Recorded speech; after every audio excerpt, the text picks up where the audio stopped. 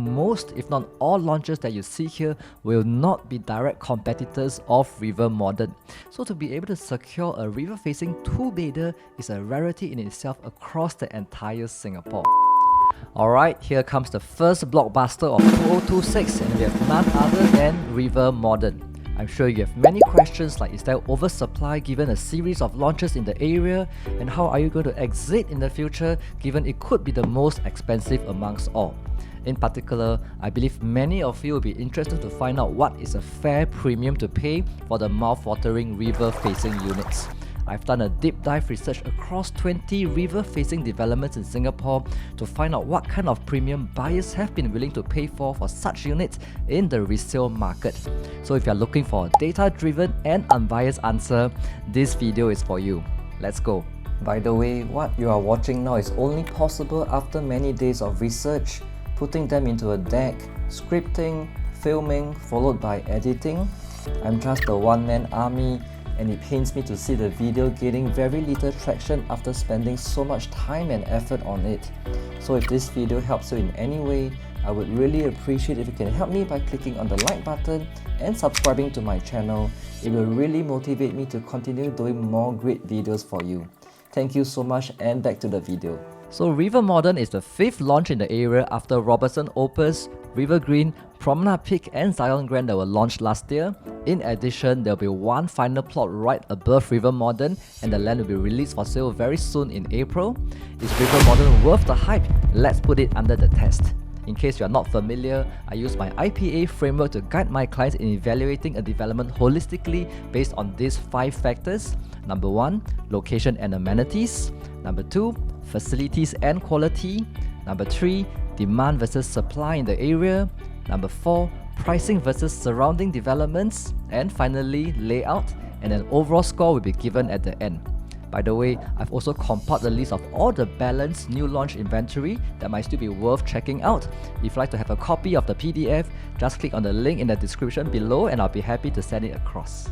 Alright, first up, let's evaluate the location of 𝗰𝗵𝗻𝗲. The most unique selling point for this project has got to be its wide frontage along the Singapore River and Kim Seng Park, where residents will get to enjoy the peaceful and tranquil environment which is so lacking in most city centre developments. In the evenings, you can unwind after a long day of work by strolling along the river to experience the laid-back river vibes of Robertson Quay. Contrast this with Zion Grand, which is surrounded by 3 major roads. Of course, enough have been said about the surrounding amenities, from shopping at Great World City Mall to cheaper hawker fares at Zion Riverside Food Centre and Tiong Bahru Market, as well as cafes in the vicinity. 𝗰𝗵𝗻𝗲 is also directly connected to Great World MRT, so commuting to everywhere else will be a breeze. The only downside I can think of is, once you get used to this level of convenience, it might be hard for you to accept any other places in future. As such, this is the first time I'm assigning full marks, 10 out of 10 for location and amenities. Next up, let's evaluate the facilities and quality factor. Brought to you by 𝗃𝗂 Land, it is the same developer that has developed many landmark projects such as 𝗃𝗂 Tower, Midtown Modern, as well as Lentor Modern, and they all look amazing. Based on 𝗃𝗂's past track record, I'm sure 𝗰𝗵𝗻𝗲 will not disappoint. The development comes with 455 residential units and 400 square meters of commercial space, which works out to be about 6 shops. Rental income from the shops goes back to the MCST, which can help to subsidize maintenance fees, so this is definitely a plus point. There will also be 80% parking, which is very generous considering this development is literally next to the MRT. In terms of the unit mix, I like the majority of the units consist of 3 and 4 beders. This means that you'll be getting more owner-occupiers, which is generally good for the demographics and price stability of the development. In terms of architecture design, the developer has very thoughtfully rotated both towers to allow for more unblocked views towards the river. This is an artistic impression from another angle, and you can see both towers get to enjoy the amazing river view. In addition, you'll be getting full condo facilities with a grand drop-off area, a 50-meter slab pool, an elevated clubhouse overlooking the pool and Kim Seng Park, a grand lawn, a gym, and so many more. Given the above, I'm going to give it a pretty good score of 8.5 out of 10. By the way, 𝗰𝗵𝗀𝗲𝗃 will be opening for preview very soon on 20th Feb after CNY. If you'd like to be one of the first few to check out this development, feel free to reach out to me at 9451-5625 and I'll be happy to show you. Next up, let's look at demand versus supply. Coming back to this location map, I know some of you will be concerned on the potential oversupply due to a total of 6 launches in a short span of 2 years. Usually in this section, I'll be doing a quantitative analysis on the demand and supply ratios in the region.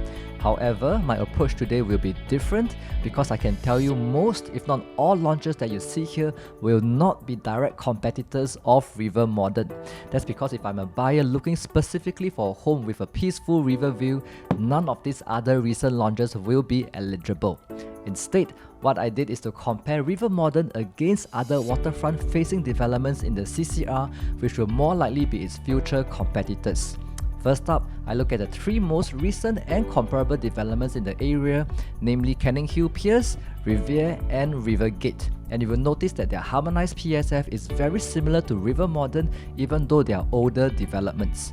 In particular for Rivergate, it has held its value very well even though it is already 17 years old, given it's a large freehold and waterfront facing development. More importantly, I wanted to highlight that the average quantum of the 3 bidders in these developments are averaging 3.7 million to 4.6 million due to their large but not so efficient layouts, which is significantly higher versus 𝗰𝗵𝗀𝗀𝗃's expected quantum of 2.6 million to 3.7 million, allowing 𝗰𝗵𝗀𝗀𝗃 to have a competitive edge when exiting in the future.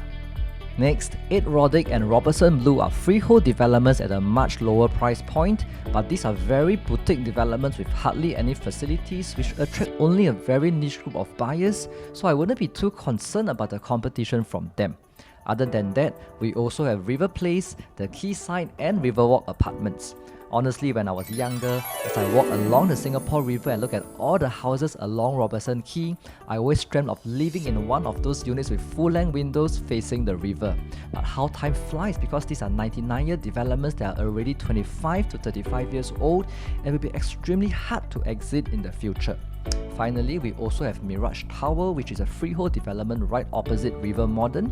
Perhaps still worth considering if you don't mind an older development with a very dated facade, common areas and facilities. Noticing a lack of competitors in the River Valley area, I even extended my search to the CBD. And of course, we have the new launches like Newport Residences and W Residences, both with insanely high price and lack of organic demand, so I definitely will not recommend. Coming to Aurea, it is a smaller development with 188 units within walking distance to Nicole Highway MRT. However, its sales has been lackluster so far. There are actually still units in the 26XX to 28XX PSF range, which I honestly feel is quite reasonable for a brand new CCR development that is near the MRT. Next up, coming to Eon Shenton, Marina 1 Residences and 76 Shenton. Unfortunately, these developments have very poor historical price performance and I'm not sure if the CBD will ever revive, so I'll probably stay away for now. Finally, we have Marina Bay Residences and the Sale at Marina Bay with great views of the Bay Area, but these developments are getting old with prices starting to stagnate, so I'll likely avoid as well. All in all, you can see that if you're looking for a river-facing development in the entire CCR, there are actually very few viable options, which means that there'll be not much competition for 𝗰𝗵𝗀𝗀𝗃 in the future. As such, I'm awarding a demand versus supply score of 8 out of 10. By the way, I hope you have found the above information useful so far. A number of my YouTube viewers actually prefer to reach out to me in person as they're able to get more real-time and customized solutions based on their requirements. So if you also have burning questions, don't be shy. Feel free to contact me on WhatsApp at 9451-5625 and I'll be happy to advise further. Alright, back to the video. Coming to pricing, first and foremost, there's a need to distinguish between the units facing the north, which should be looking directly into the upcoming River Valley Green Parcel C, as well as the units facing the south towards the Singapore River and Kim Seng Park. I think it is very clear that if both facing are priced the same, everybody will choose the river facing for obvious reasons. But we also know that this is impossible, so the more important question is, what is a fair premium to pay for the river-facing units so that you can still exit comfortably in the future? To answer this question, I needed to understand how much premium buyers are willing to pay for river-facing units in the resale market. This prompted me to do a deep dive research with the following methodology. First, I had to identify all the river-facing developments in Singapore with at least 200 units for more like-to-like comparison. Next, I compared the river-facing versus non-river-facing transactions within the same development in the last 3 years. For the comparison to make sense, the river and non-river facing transactions I pull out need to be of the same unit type, in a similar floor range, and within 3 months of each other. Finally, I derived what is the average premium of the river-facing units versus their non-river-facing counterparts across all shortlisted resale developments for both the 2 and 3 beders to determine what is a fair premium to pay for River Modern's river-facing units. Let's first look at the results for the 2 beders. On the left-hand column, we have shortlisted close to 20 river-facing developments across the entire Singapore. I might have missed out some, but this should be the majority of it. Next, as mentioned, I compared the river-facing versus the non-river-facing transactions in the same development. I would like to highlight that there are only a small handful of developments with 2 beders facing the waterfront. That's because most developers would position the bigger units to enjoy the better view so that they can charge a larger premium for these units. So to be able to secure a river-facing 2-bedder is a rarity in itself across the entire Singapore. Next, I calculated what is the premium of the river-facing versus the non-river-facing units. You will notice for developments like River, the river-facing 2-bedders which are circled in red have a negligible premium over their non-river-facing counterparts. That could be due to the fact that these units will be hit by quite direct afternoon sun at the expense of the river view. On the other hand, river-facing 2-bedders at Kallang Riverside enjoyed significant premium over the non-river-facing units since the latter is facing empty plots of land which are zoned for future residential development. This is actually very similar to River Modern's north-facing units where their view will be compromised and they also have to endure the construction noise and dust for some time. I've done the same deep dive research for the 3 bedders, and this time round we have a lot more data points to look at. I hope you can recognize the effort and thought process that was put into this exercise. And to be very real and honest, when we agents put in so much effort into research and content creation, of course ultimately we hope you can look for us to assist and hopefully value add towards your property journey.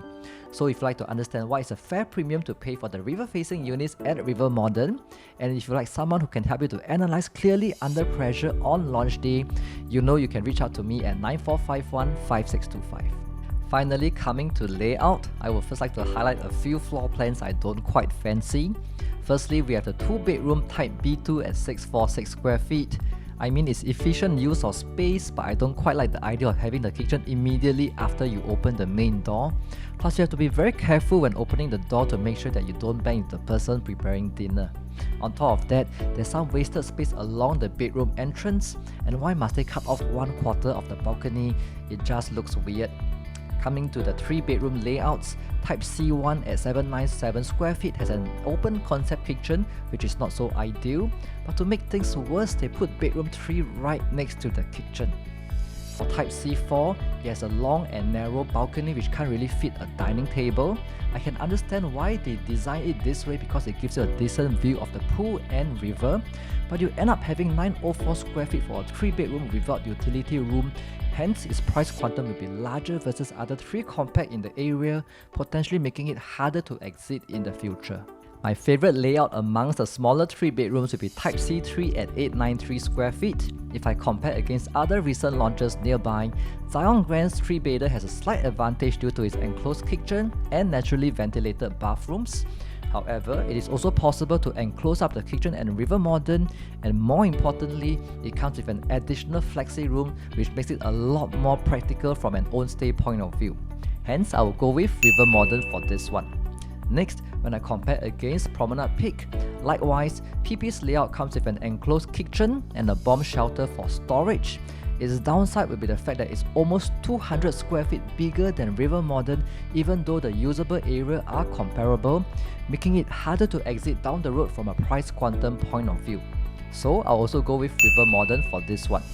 Lastly, when I compare with River Green, I must say River Green's layout stand out due to its bomb shelter for storage enclosed kitchen, as well as ventilated bathrooms. However, 𝗁𝗏𝗏's trump card will be the fact that all rooms get to enjoy the ultimate Singapore river view. In short, 𝗁𝗏𝗏's 3-bedder Type C tree for the win. All in all, I feel 𝗁𝗏𝗏 does check quite a few boxes. However, the determining factor will be whether the pricing of the river-facing units makes sense or not. If you like to have first-hand information on the project or my advice on what is a fair premium to pay for the river-facing units, feel free to reach out to me at 94515625 and I'll be happy to advise further. Once again, I'm Sean and I'll see you soon.